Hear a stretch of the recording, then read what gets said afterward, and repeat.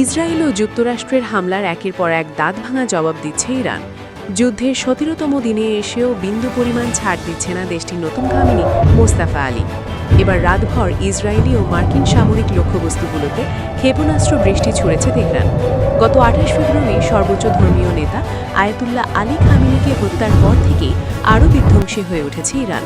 Khamenei হত্যার প্রতিশোধ নিতে আবারও ইসরায়েল এবং পারস্য উপসাগরীয় এলাকায় ব্যালিস্টিক ক্ষেপণাস্ত্র নিক্ষেপ করেছে ইরানের বিপ্লবী গার্ড, আর এতেই উড়ে গেছে মার্কিন বিমান ঘাঁটি সহ বেশ কয়েকটি এলাকা। মঙ্গলবার সংবাদ মাধ্যম তাসনিম নিউজ জানিয়েছে, ইরান তাদের প্রতিশোধমূলক অভিযান অপারেশন ট্রু প্রমিস 4 এর অধীনে ৫৫তম দফার হামলা শুরু করেছে।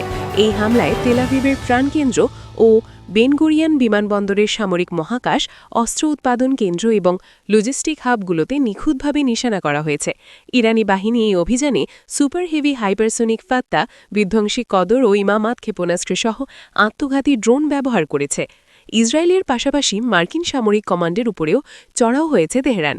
যুক্তরাষ্ট্রের আলফারা বিমান ঘাঁটি, জুফাইরার নৌঘাঁটি এবং শেখ ইসা বিমান ঘাঁটিতে মধ্যপাল্লার অত্যাধুনিক ফাতে, জুলফিকার ও দেশজ ভুল ক্ষেপণাস্ত্র আঘাত এনেছে ইরান।